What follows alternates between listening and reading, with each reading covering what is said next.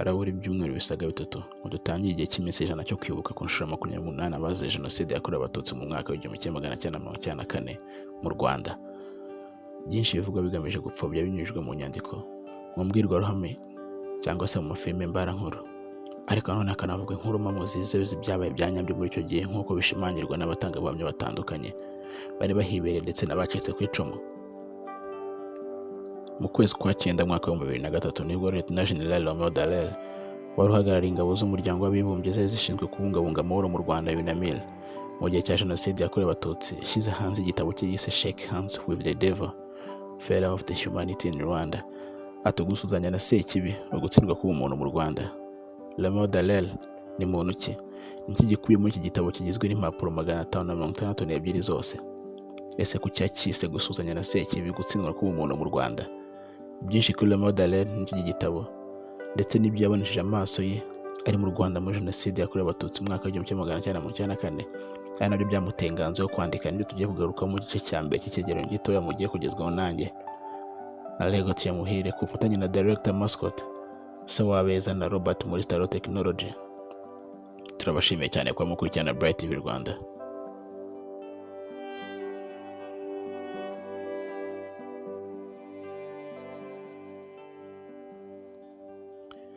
Romeo Dallaire n'igitabo cye Shake Hands with the Devil.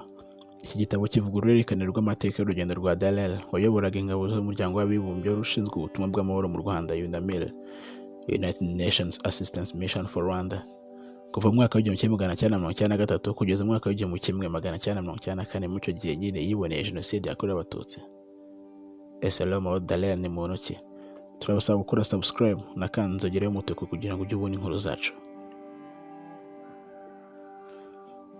Romeo Dallaire yavutse tariki 25 z'ukwezi kwa gatandatu 1946 mu gace ka Denenkamp mu gihugu cy'Ubuholandi.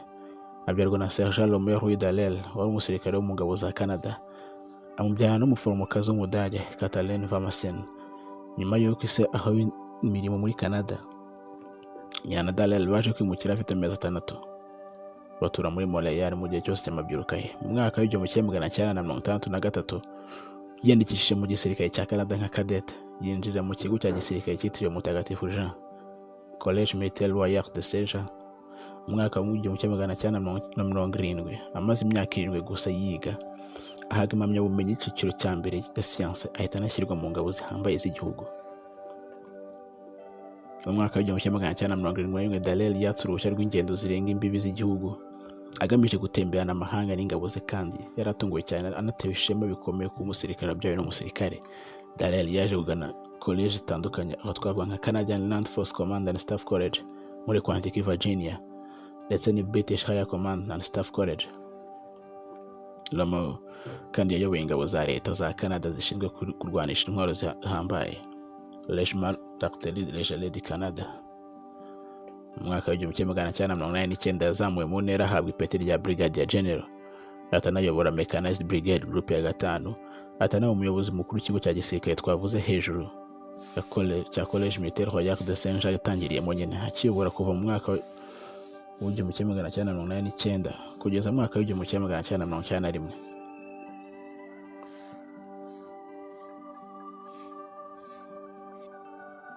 Turi kubagezaho ibya Romeo Dallaire n'igitabo cye Shake Hands with the Devil, ukuramukanya na Sekibi. Yasohoye mu mwaka wa 2003, imyaka 9 n'amezi 8 nyuma ya jenoside yakorewe abatutsi mu Rwanda. Nyuma yo kumenya Dallaire ni muntu ki, reka tujye ku cy'ingenzi cy'ikiganiro cyacu cy'ibyahuriye nabyo mu Rwanda mu gihe cya jenoside yakorewe abatutsi, bikubiye mu buhamya buri mu gitabo cye Kuramukanya na Sekibi. Bidatinze mu mwaka w'1993 nibwo uyu mugabo yakiriye komisiyo nka General Major wa UNAMIR, United Nations Assistance Missions for Rwanda. Intego za UNAMIR zari gufasha kugenzura ishyirwa mu bikorwa by'amasezerano ya Arusha yari agamije gushyira ku iherezo intambara y'abanyagihugu guerre civile, ayo yari ahuriyemo kandi na bamwe mu bitaga Abahutu Perezida Juvenal Habyarimana ndetse na Paul Kagame wari komanda w'umutwe w'ingabo wa RPF Inkotanyi, Rwanda Patriotic Front warwanyaga leta.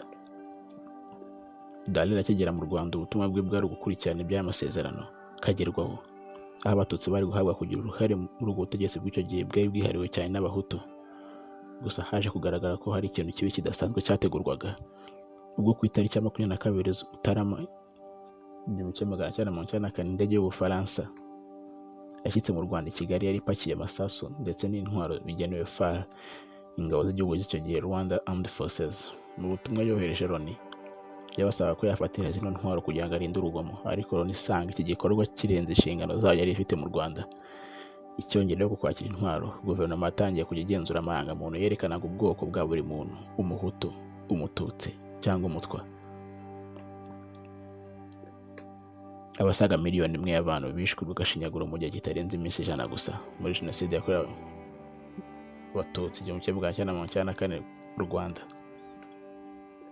Lieutenant General Romeo Dallaire yahamije ubu bwicanyi mu gitabo cye Shake Hands with the Devil, asobanura byimbitse uburyo ki yagumishijwe mu gihirahiro n'umuryango w'abibumbye, anarebera ibikorwa by'ubunyamaswa atarigeze abona mu buzima bwe.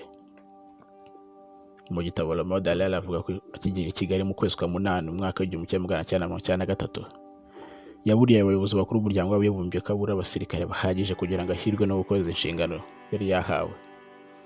Kubura ubusobanuro buhamye bw'impamvu umuryango w'abibumbye utari kugira icyo ukora ndetse no kudashishikazwa bigaragara n'umuryango mpuzamahanga, ibi byatangaga igisobanuro cyiza cy'uko Romeo Dallaire atigeze asubizwa ubusabe bwe bw'ubufasha. Uko iminsi yatambukaga ni nako ibintu byatangiye kugenda biba bibi cyane, kugeza amaherezo ingabo za General zatangiye kugenda ku bushake bwazo nta mazutu uhagije, amafaranga ndetse n'intwaro. Hagati aho hanaziragamo na propaganda cyangwa se kwamamaza urwango rushingiye ku moko byanyuraga kuri radio, televiziyo, Libre de Mille Collines, RTLM, kuvuga imitwe yitwaje intwaro y'abahutu yatangiye kwica ibyito by'abatutsi, ari nako ingabo zari mu buhungiro zatangiye intambara y'abenegihugu izwi nka Civil War, Guerre Civile, itangira ku mupaka wo mu majyaruguru y'igihugu kugira ngo bafate ubutegetsi. Ubona ko muri Kigali imirambo y'abasivile bishwe n'imihoro atangiye kugenda irunda. Icyo gihe n'abanyapolitiki bake bashyiraga mu gaciro bari bafitanye na Dallaire manda yo kuvugana nabo bari bamaze kwicwa. Tariki ya 11 Mutarama kwezi mwaka 1994 nuko Dallaire yohereje ubutumwa buzwi nka fax ku cyicaro gikuru cy'umuryango w'abibumbye bwagaragazaga ibimenyetso bishoboka bya Jenoside mu Rwanda. Dallaire ubwe yivugiraga ko yavuganaga n'umutoza mu rwego rwo hejuru muri cadre interahamwe zitwaje intwaro, ari nayo wamuhaga amakuru nk'ayo y'ibanga, yamubwiye ko yategetswe kubarura abatutsi bose bari bari muri Kigali. Ashingiye kandi ku butumwa bwe, yari yaramubwiye ko ari gukeka ko haba ari gutegurwa Jenoside yo kumara abatutsi. Amwibwira ko ubwo abakozi b'urwego bagezeho bari bafite ubushobozi bwo kwica abatutsi 1000 mu minota itarenze 20 yonyine. Nyuma yo kumenya amakuru, Romeo Dallaire yongeye kohereza ubusabe bwo kurinda umuwamuhaga amakuru n'umuryango we no kugaba ibitero kw'izo ntwaro, ariko ibi by'ubusakanirwa n'umuryango w'abibumbye UN. Nyuma y'ibi cyakurikiyeho ni Jenoside yakorewe Abatutsi abasaga hagati y'500,000 ndetse na 1,000,000 bishwe mu minsi 100. Ni ukuvuga ngo mu gihugu hose Abatutsi 7 muri buri 10 bahasize ubuzima. Igihe Romeo Dallaire yari mu Rwanda yize neza mu muvuma y'ubutegetsi bw'abahutu, aza kumenya neza ubwicanyi bwategurwaga ndetse n'amakuru y'intwaro zari zibitse zari gukoreshwa. Ishami ry'umuryango w'abibumbye rishinzwe kubungabunga amahoro DPCO, Department of Peacekeeping, ryangiye Dallaire ubusabe bwe bwo kurimbura zino ntwaro, bavuga ko ari kurengera ku nshingano ze. Gusa impande zombi zagombaga gukomeza gufata icyemezo cyo gufatira izo ntwaro kuko byari mu nshingano za UNAMIR kandi byari byaragenewe n'akanama ka Loni gashinzwe umutekano. Imikorere ya UNAMIR mu kubungabunga amahoro nayo yari ibangamiwe cyane na Perezida Habyarimana, ari n'aka kanama ka Loni gashinzwe umutekano kakomeje kubwira UNAMIR ko bitagize ikibikoraho izayihagarika. Nyuma y'urupfu rwa Habyarimana no gutangira itsembabwoko, Dallaire inshuro nyinshi hamwe na RPF Inkotanyi bagerageje gushaka amahoro no gukumira intambara. Gusa igitangaje nta ruhande na rumwe rwari rubishinzwe ndetse runashishikajwe no guhagarika imirwano. Guverinoma icyo gihe yayobowe n'abajenosideri. RPF yasanze ari ngombwa kurwana kugira ngo ubwicanyi buhagarare. Icyo gihe UNAMIR yatumye imbaraga z'abasirikare ndetse n'abakozi bayo benshi mu Rwanda. Gusa baje kwicwa mu minsi ya mbere, binagabanya ubushobozi bwabo mu kugira icyo babikoraho. Nyuma yaho Dallaire avuga ko ari ugutsindwa. UNAMIR ku ntango yahise itakaza abasirikare 10 bagerageza kurinda Minisita Agatha Uwiringiyimana, aza kwicwa urw'agashinyaguro bita Maroni itangaza ko igiye gukura ndetse no kugabanya abasirikare bayo mu buryo bufatika. Nyuma Dallaire yaje kunengwa cyane na komisiyo y'inteko nshinga amategeko y'Ububiligi gutuma habaho iyicarubozo riganisha ku rupfu ryakorewe abanyamuryango 10 ba batayo ya kabiri. Ati mu gihe Lieutenant Rutin n'abasirikare bari gukorerwa iyicarubozo, General Dallaire yanyuze aho ngo muri metero 60 akibona abo basirikare b'Ababiligi nigeze atabara. Igisubizo cyo mu nama y'intambara yari kuvuga ati sinari nzi niba bapfuye cyangwa bakomeretse. Dallaire yagiye guhura n'abayobozi b'ingabo z'u Rwanda ku ishuri rya gisirikare ariko ntiyabatangira raporo. Sosiyete ya bato ya Bangladesh yari ifite inshingano zo kongera ingufu no kugira icyo ikora kuri ibi byihuse. Ntiyari yiteguye neza bituma itava mu bigo byayo. Nyuma y'ibyo byose bimaze kuba Ububiligi bwakuye abasirikare bayo mu Rwanda mu buryo bweruye, Dallaire yazibona nk'ingabo zatojwe neza kandi zifite ibikoresho byiza. Komisiyo ishinzwe iperereza muri Sena y'Ababiligi mu mwaka w'1998 yamaganiye ku bikorwa bya Dallaire muri iyo minsi. Nk'uko komisiyo y'inteko nshinga amategeko ibivuga, Dallaire yagize imyifatire ikabije mu mezi yabanjije Jenoside byangiza icyizere cya UNAMIR mu Rwanda, kandi ikindi ibikorwa bya Dallaire byafatwaga nk'ibidakwiye ndetse bitari bya kinyamwuga nko gufata abasirikare b'Ababiligi yahawe ku itariki 7 z'ukwa kane ubwo Jenoside yatangiraga akabagira abarinzi be kandi badafite imyitozo ihambaye ya gisirikare. Komisiyo igira iti nanone ntabwo twiyumvishaga impamvu General Dallaire wari ufite imirambo 10 y'abasirikare b'umuryango w'abibumbye mu nkambi ya UNAMIR i Kigali atahise abimenyesha ingabo za leta z'u Rwanda za FAR igihe yajyaga kuzireba mu nama yabereye muri Ecole Supérieure, kandi atihutiye gutabara ngo byiyongereyeho Dallaire yirengagije kumenyesha umuyobozi wari umuhagarariye ibyo yabonye ndetse no gufata amabwiriza akenewe. Ku ya 17 z'ukwezi kwa gatanu 1994 nibwo Loni yasohoye icyemezo 918 cyo kongera ubushobozi. UNAMIR yari kuzwi nka UNAMIR ya kabiri, gusa nta musirikare mushya n'umwe wakandagiye kugeza mu kwa gatandatu. Byakurikiwe n'iherezo rya Jenoside mu kwa karindwi. Uruhare rwa UNAMIR ya kabiri rwari kubungabunga amahoro n'umutekano kugeza mu 1996 nk'uko byari biteganyijwe. Hari benshi bagerageje ko bashoboye n'umutima wa kimuntu guhagarika Jenoside ndetse n'ubutware bwo kurokora abatutsi mu gihe cya Jenoside yari irimbanyije. Aha twavuga by'umwihariko General Dallaire, Henry Kwame Anyindo umunyegana w'umuyobozi wungirije wa UNAMIR, Pierantino Costa umudipolomate w'umutaliyani nawe warokoye abatutsi benshi, Antonio Locatelli umukorerabushake w'umutaliyani mu mwaka w'1992 imyaka 2 mbere ya Jenoside nyayo yagerageje kurokora abatutsi bari hagati ya 300 na 400. Ahamagaza abasirikare mu muryango w'abibumbye mpuzamahanga ariko aza kwicwa nyuma n'interahamwe. Aha twavuga kandi na Jacqueline Mukasonera umuhutukazi warokoye abatutsi mu gihe cya Jenoside, Zura Karuhimbe umupfakazi w'umuhutu wahishe impunzi zirenga 100 mu cyaro cy'iwabo wigize umucuraguzi kugira ngo atere ubwoba interahamwe. Twavuga kandi nka Carl Wilkins umunyamerika umwe rukumbi wahisemo kugumana n'u Rwanda mu gihe cya Jenoside, André Sibomana umupasiteri w'umuhutu akaba n'umunyamakuru nawe warokoye benshi, ndetse na Captain Digne umusirikare w'umunyasenegal mu ngabo za UNAMIR warokoye benshi mbere yuko yicwa.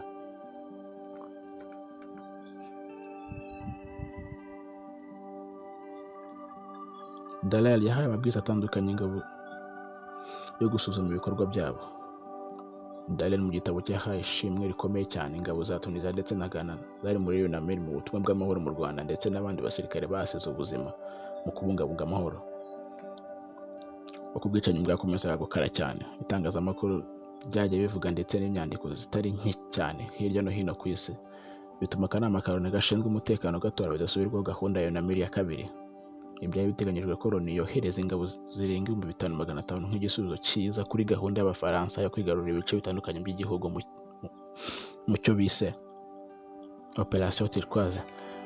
Gusa ku ntango Dallaire yabanje kurwanya bikomeye no gahunda y'Abafaransa nk'uko yarabaza amateka mabi yo kugishyikira abahutu ndetse n'ingabo z'u Rwanda FAR, Rwanda Armed Forces z'icyo gihe, kandi nanone yarabizi neza ko anabyizeye ko umuryango wa RPF Inkotanyi ndetse na Perezida Paul Kagame muri rusange adashyigikiye ibi ngibi.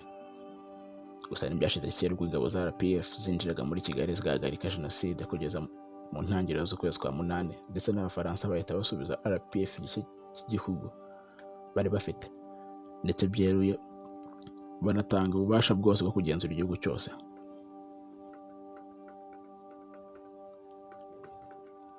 Nyuma ya jenoside yakorewe Abatutsi, Dallaire mu kwezi kwa cyenda mu mwaka w'igihumbi kimwe magana cyenda mirongo icyenda na kane yasubiye mu gihugu asoje ubutumwa bwe mu Rwanda nk'uwari uhagarariye ingabo za UNAMIR. Mu kugera iwabo yahise ahabwa inshingano ebyiri icyarimwe: umuyobozi wungirije w'ingabo zirwanira ku butaka muri Saint-Hubert i Quebec, ndetse no kuyobora diviziyo ya mbere y'ingabo za Canada zirwanira ku butaka muri Quebec yose. Mu kwezi kwa 10 igihumbi kimwe magana cyenda mirongo icyenda na gatanu, mu mwaka w'igihumbi kimwe magana cyenda mirongo icyenda na gatandatu yazamuye mu ntera agirwa umuyobozi mukuru kugira ngo afashe itsinda ryungirije minisitiri ku gicaro cy'ingabo zikuru. Mu mwaka w'igihumbi kimwe magana cyenda mirongo icyenda n'icyenda, Dallaire yagizwe umujyanama wihariye w'umuyobozi mukuru w'ingabo zishinzwe iterambere ry'umwuga.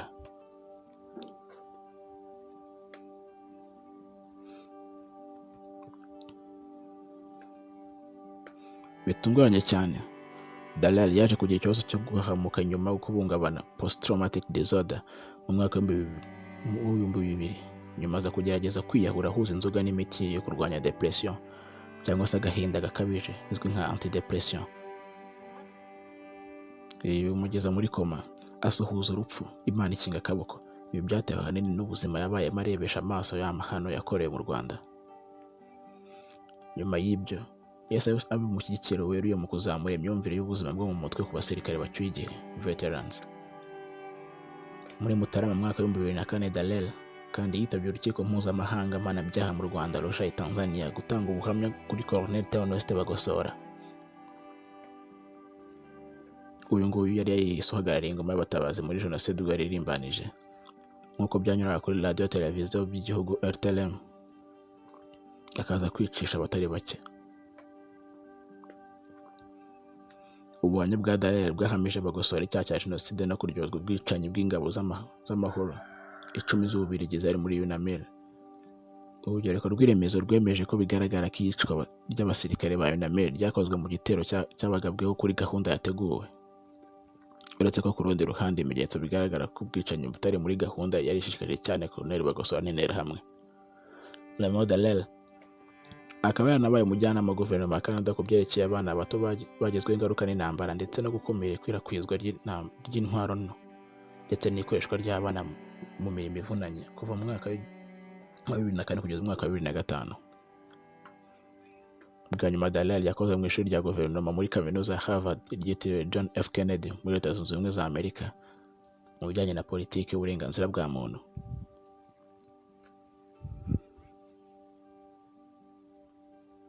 Iki gitabo cya Shake Hands with the Devil, The Failure of Humanity in Rwanda, Dallaire yanditse mu rurimi rw'igifaransa agira ati: Je serai la main du diable, la faillite d'humanité au Rwanda. Ati ugusuzanya na sekibi, ugutsindwa k'umuntu mu Rwanda.